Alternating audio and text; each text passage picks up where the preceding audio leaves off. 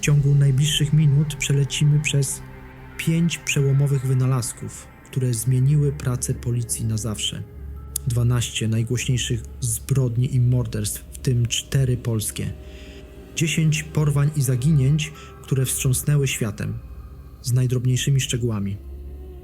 Narodziny 4 największych potworów XX i XXI wieku. 10 największych katastrof. Co łączy te wszystkie zagadnienia? Data.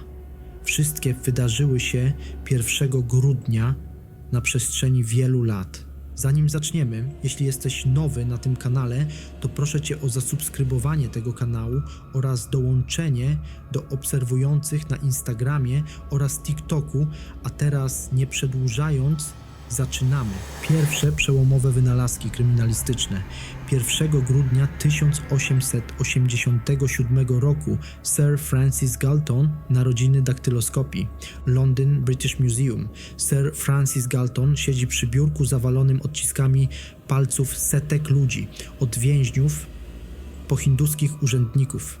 1 grudnia 1887 roku wysyła do redakcji Nature artykuł, w którym udowadnia 3 rzeczy. Odciski palców są unikalne nawet u bliźniąt jednojajowych.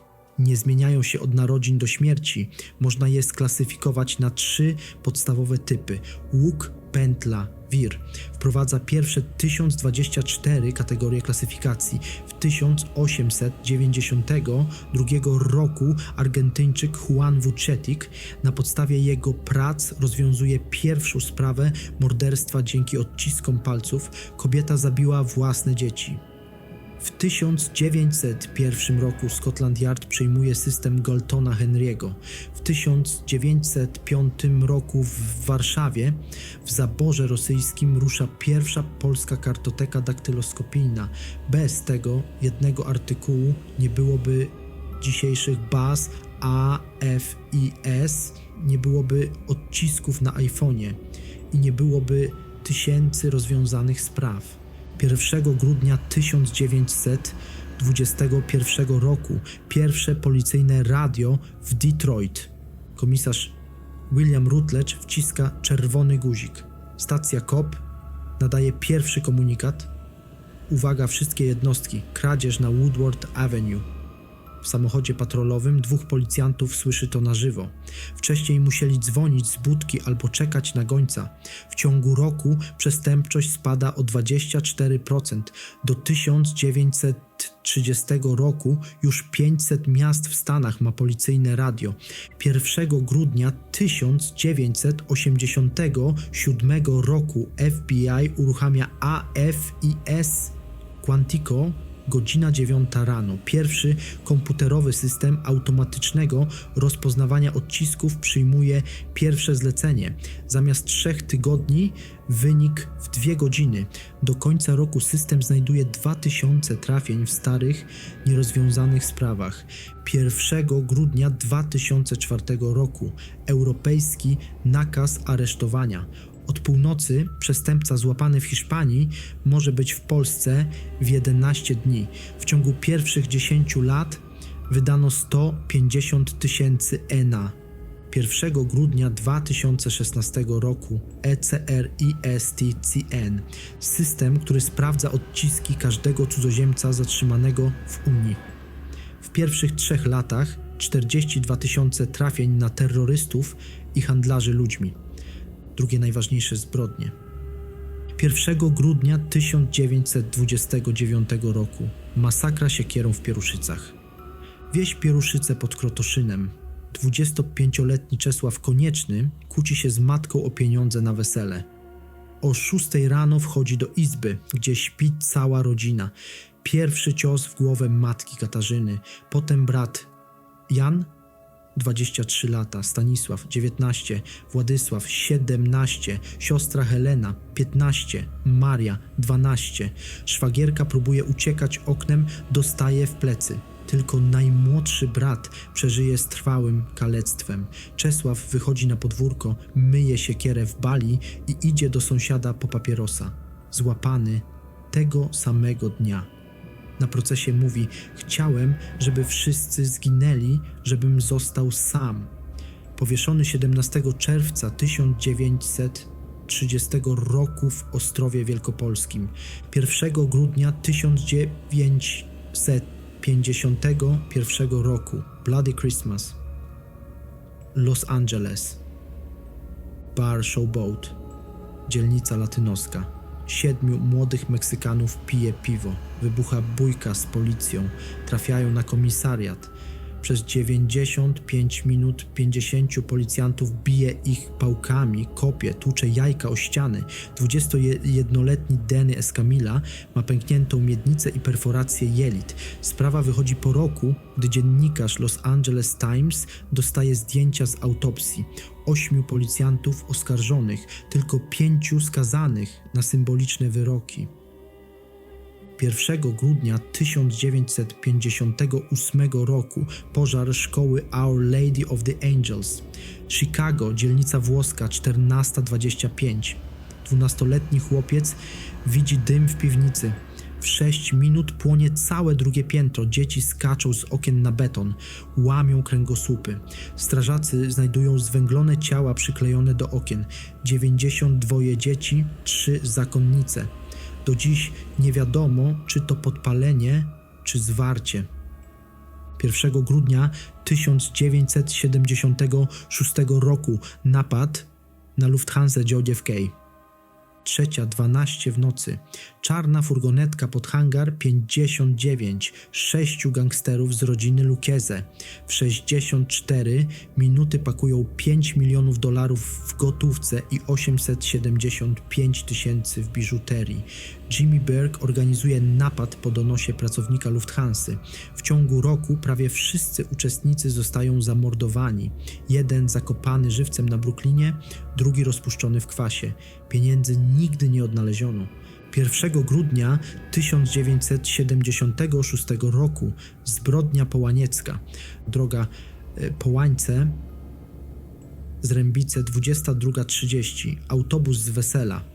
Ciężarówka Jana Sojdy oślepia samochód z 3 młodymi ludźmi. Sojda wychodzi z 60-centymetrowym kluczem do kół. Pierwszy cios w głowę 18-letniego Mietka Cebuli. Krystyna Łukaszek dostaje 12 ciosów, zęby wbite w mózg. Stanisław Łukaszek przeżyje z trwałym uszkodzeniem mózgu. W autobusie 30 osób, nikt nie reaguje. Sojda grozi: kto piśnie, będzie następny. 25 lat wychodzi po 15. 1 grudnia 1997 roku strzelanina w butiku Ultimo, Warszawa. Nowy Świat. Była pracownica Beata K. wchodzi z rewolwerem.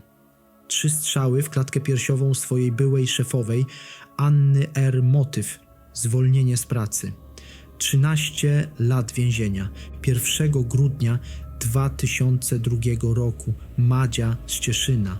3-letnia dziewczynka znika z podwórka. Po 3 tygodniach ciało w stawie.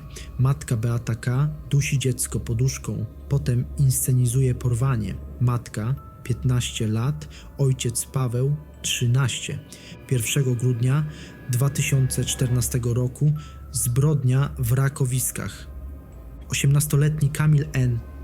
i jego dziewczyna Zuzanna M. w nocy wchodzą do sypialni rodziców Kamila, pułkownika Straży Granicznej i jego żony. 150 ciosów nożem, krew na ścianach do sufitu. Motyw?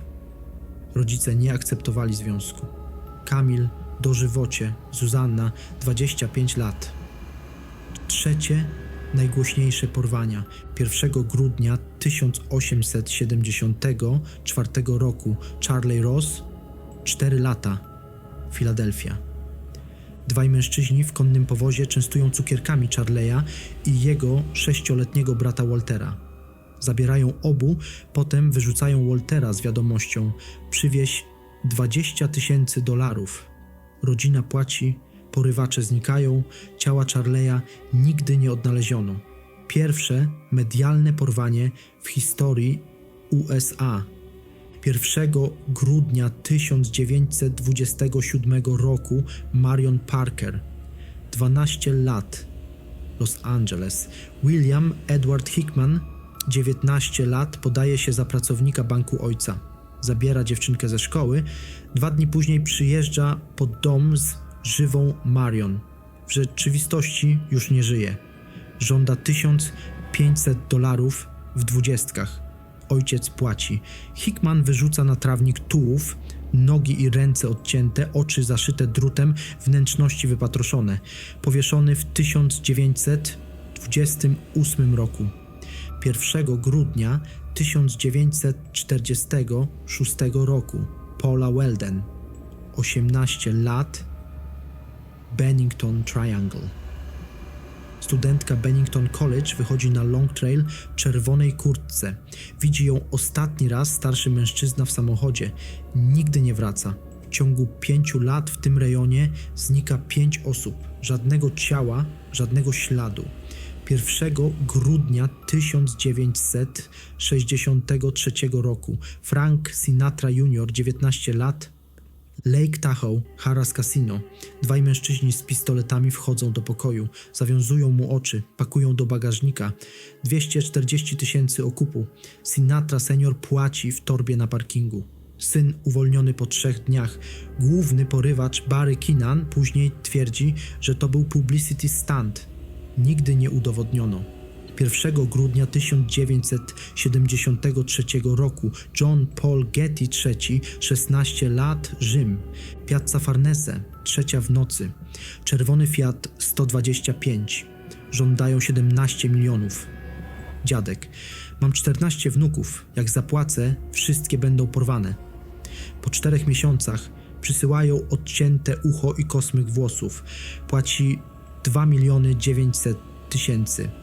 Chłopak uwolniony po 5 miesiącach z uszkodzonym słuchem i traumą na całe życie.